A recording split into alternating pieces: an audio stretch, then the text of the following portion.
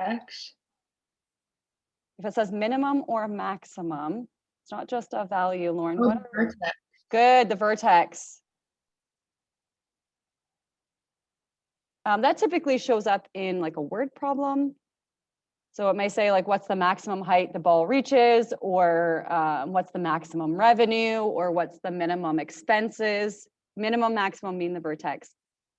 How can we find the vertex?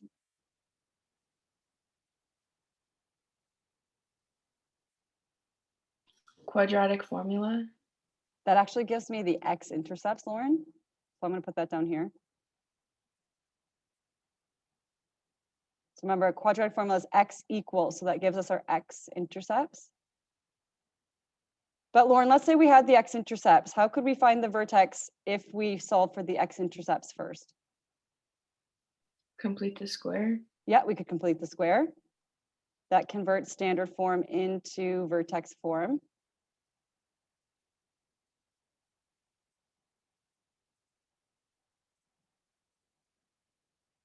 How else can we find the vertex?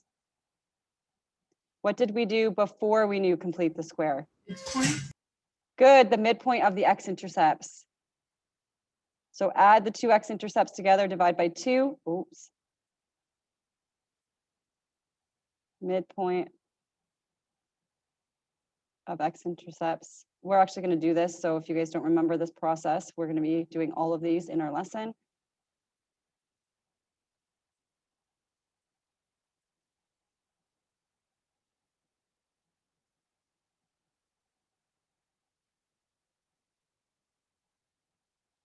It could be another way we could find the vertex. Foil. No, just kidding. What did you say, Lauren? Foil. Foil converts factored into standard. It won't be foil. The other thing you guys have done, but we will not continue doing, is we graphed it. And then we use the graph to find the middle. So it's kind of like the midpoint of the x-intercepts, but we actually used a graph. We will not be doing this third one today. Just complete the square and the midpoint. Okay. Second question says, what if it asks you to solve for x? You're solving for the x-intercepts. We just talked about this. What are other ways it may ask you to solve for x-intercepts? What are other words? Could you foil? Yeah, hold on to that for a second, Makai. What are other words they might use instead of like solve for x or solve for the x-intercepts? Root. Good, roots. What's another word? Zeros. Zeros. And there's a third word. Solutions. Yes, good, Brianna, solutions. All of those are the same thing. They're the x-intercepts. So if it says, what are the roots? What are the solutions? What are the zeros of this quadratic function? It's all just x-intercepts. If you forget that, just ask me. We could use the quadratic formula, which is what we're going to be using today. But what was the method we used in chapter 2 to find the x-intercepts? Opposite of FOIL. BEDMAS. Not Factor. Yeah, there you go. Factoring. Nice. Factoring, getting into factored form tells us the x-intercepts. I'm going to put a star next to the ones we're doing today. So we're going to practice complete the square. I will refresh your memory on how to do the midpoint of the x-intercepts. After we use quadratic formula to find the x-intercepts, we could find the midpoint and find the vertex that way. We're going to focus on those three. We're going to leave graphing and factoring in the past for now. Okay. So this question says, use the quadratic formula, solve the equation.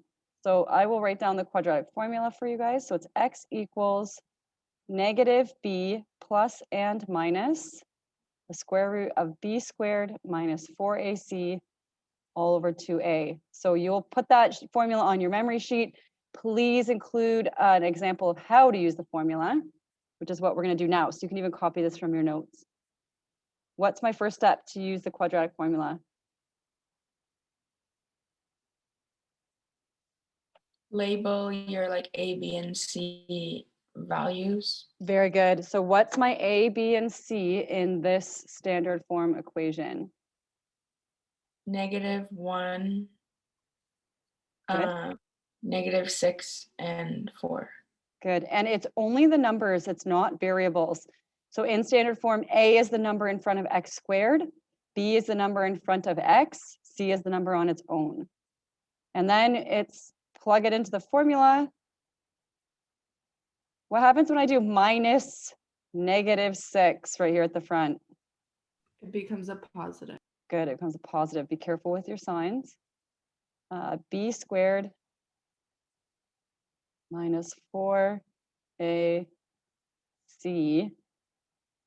all over 2A. Okay, we have a lot of numbers there. What should we do next? Do the stuff under the square root. Very good, thank you, Makai. So I'm gonna first just simplify what's underneath here. It's called my discriminant. It will actually give me a visual clue as to whether there are x-intercepts here or not. So I just need to do -6 squared minus 4 times -1 times 4. What do we get? 52. Very good. Anyone not get 52?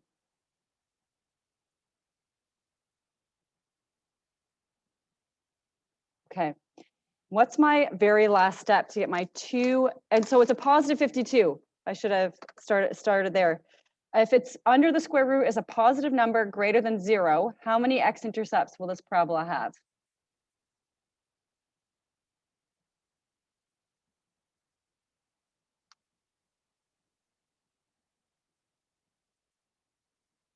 Underneath the square root sign is a number greater than 0.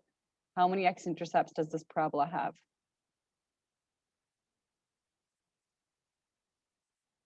2. 2, good. So we could separate it and find that out, but it is a positive value. So I know there are x-intercepts.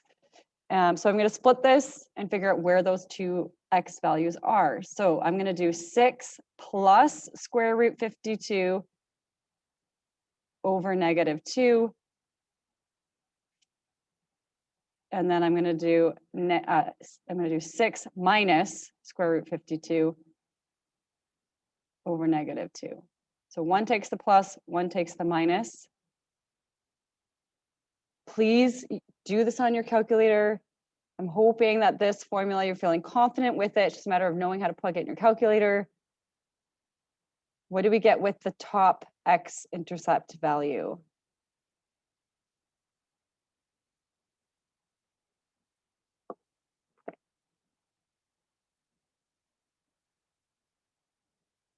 Lauren put in the chat the first one. Thank you, Lauren. It is -6.61 if we round to 2 decimal places.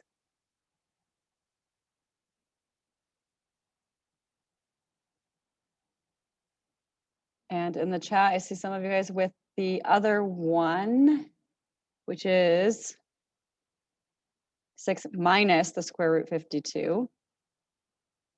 And it's 0.61. 0.61.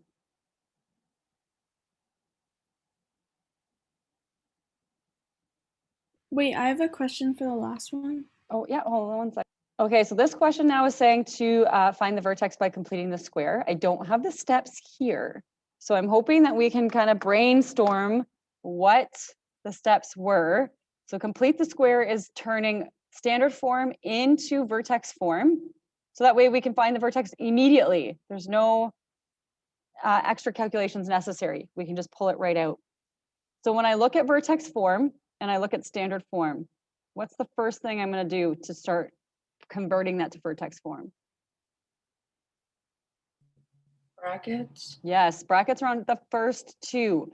This 4 outside, the positive 4, is going to end up turning into my k value. So it needs to be outside of my bracket. What's the next thing I'm going to do?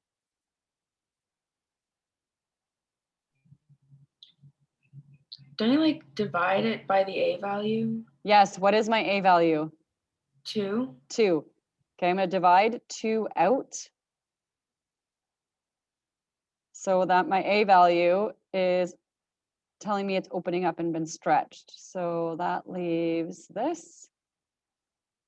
And now it looks like we're really close, except for the square needs to be outside of my bracket. So the rest of my process is completing the square is creating a perfect square trinomial. How do I create a perfect square trinomial inside of my brackets here?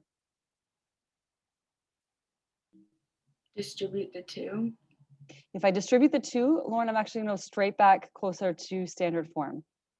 Oh yeah. Okay. Divide 6, Yes. 2, and then it's 3, and then square it, which is 9, and then put plus and minus 9. Yeah. Perfect. So Lauren looked at this 6 here. It's part of my binomial in the bracket. She divided it by 2, and then you square that number. So we get the number 9. What we're going to do with the number 9 is add it and subtract it in my brackets. So I'm actually just inserting in a 0. But I'm going to keep the trinomial. What am I doing with my -9 here? Because I have 4 terms in, but I only want 3. You put it outside the bracket. Good. And Mikhail, when I move it out of the bracket, what do I have to remember to do to it? Do you change the sign? Don't change the sign because I'm not moving it across the equal sign. What is attached to everything in the bracket? Oh, 2. Good. So what am I actually moving out of my bracket? It's not -9. What's it going to be? -18. Good. It's going to be -9 times 2. So it's going to be -18. So that -9, I have to multiply it by 2 because this 2 is attached to everything in the bracket. So when I move it out of the bracket, I have to remember to apply the A value. My last step is factor the bracket and simplify outside of the bracket. I've created a perfect square trinomial in my bracket. So how do I shortcut factor that?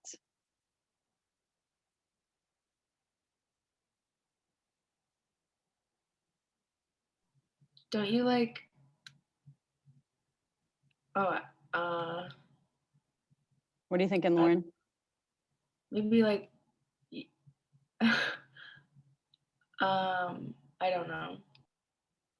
How do we factor a perfect square trinomial? You square root the first number, yeah, and then take the sign of the middle number, square root the last number as well. Good. So Sasha, what's going to go in my bracket then? X plus 3 squared. Perfect. So square root of the first term is x, the sign of the middle is plus, square root of the last term is 3.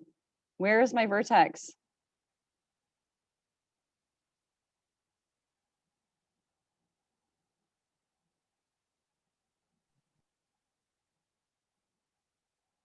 -3 and -14. Good. I'm going to look at h and k. So it's -3, -14. Remember, we switched the signs of h. When we pull it out, there's my vertex. So I would really encourage you guys when you're preparing for this test to consciously think through every step and complete the square.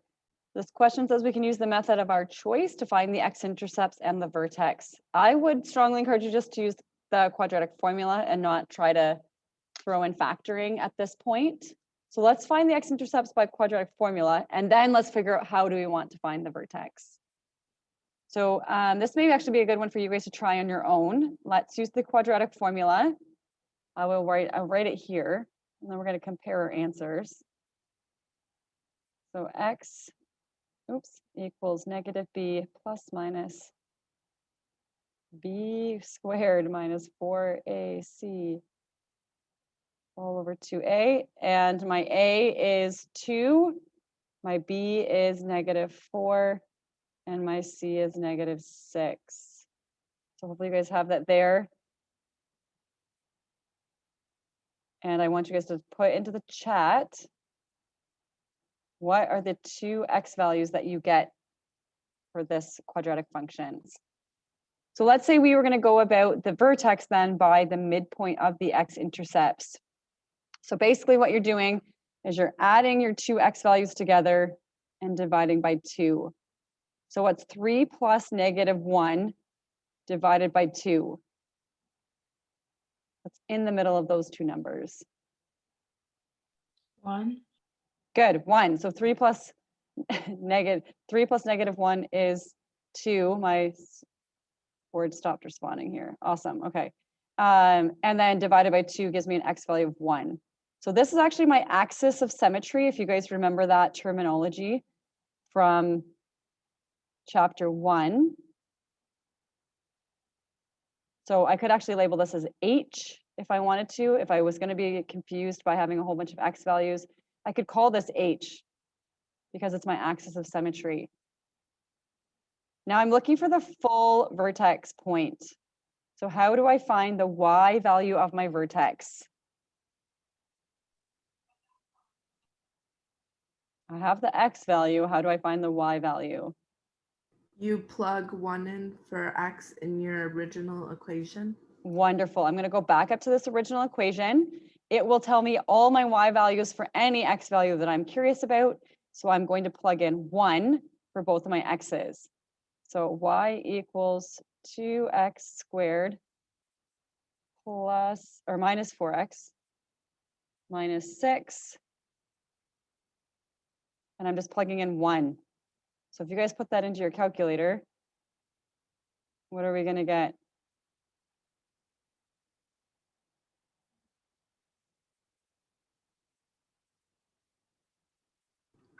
I got -8. Yeah, good. I did as well. So then these two values go together to give me my vertex point 1 and -8. So one option, if it doesn't specifically say complete the square, one option is do the midpoint of the x-intercepts. It's relatively quick. And you already have the x-intercepts. You've already solved for them. So it's just a matter of utilizing them. But let's say you just really feel comfortable with complete the square. Let's say you wanted to just immediately convert to vertex form from standard form. So the original equation looked like this. Who wants to walk me through the process of complete the square?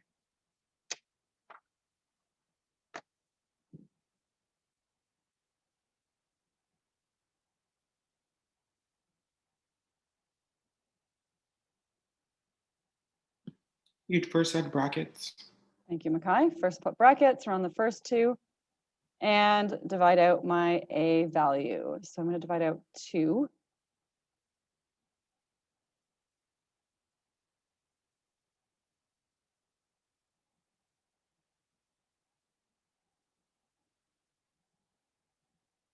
That gives me x squared minus 2x minus 6.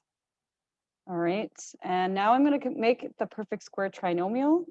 So I'm going to take -2 divided by 2 and square it. Please, if you guys are squaring negative numbers, use brackets in your calculator. I get the number +1. What am I doing with +1?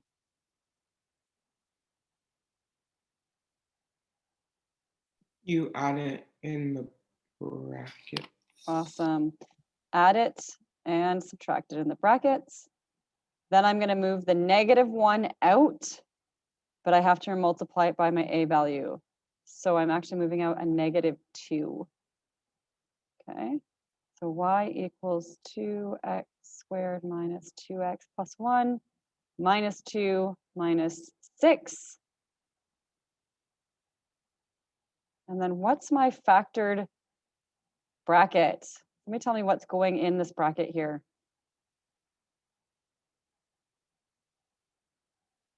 X minus 1. Perfect, x minus 1. So this is vertex form. Where's my vertex?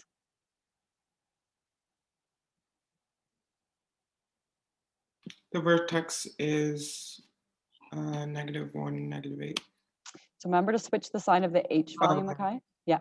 So 1 and -8. Perfect. So I'm just going to scroll up here for a second. We also just got 1 and -8 by doing the midpoint process. So either of those will give you the exact same value. So If it doesn't specifically say you have to complete the square, feel free to do midpoint, but complete the square is a skill that will need to be demonstrated on the test on Monday. The question initially is saying it's a basketball being thrown, okay? We found the x-intercepts to be at -3.66 and 13.66 with the vertex happening at 5 and 4.5. So that's just a random sketch. Here I can even draw a little person that's standing here that's throwing the basketball, okay? The first question said, what's the maximum height the ball reaches? What's the answer to the question? What's the maximum height the ball reaches? I said 5 meters. So 5 meters is my X value, Sasha. What's the height that it reaches? Oh shoot, hold on.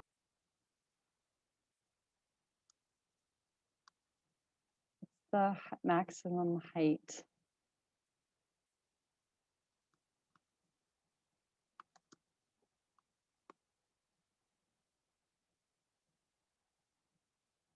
Four 4.5. 4.5, good. It's the Y value of your vertex. So Y represents height in this question, and X equals the horizontal distance. So Sasha, you're gonna grab the Y value. Yeah, I just switched them because Yeah. I must have read the paragraph above wrong. No, that's okay. Yeah. So the second part of the question says, what is the horizontal distance the ball has traveled when it reaches this height? How far away from the basketball player is it when it reaches that height? 5 meters. Good. So I'm adding, this happens at a horizontal distance of 5 meters.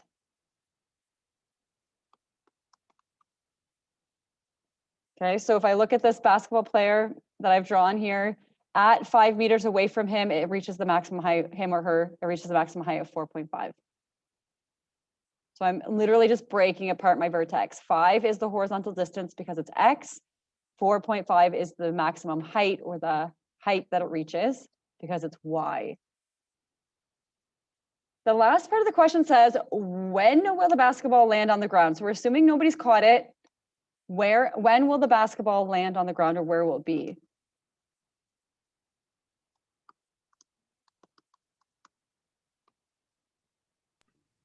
$13.6. Good. And is this meters, seconds? What is that number? Oh, seconds? Or would it be meters? So it actually says in the introduction that it's D is the horizontal distance in meters. So But- don't, yeah. Go Why ahead, would Sasha. it say seconds if it's asking you? Yeah. Yeah. Why wouldn't it be seconds?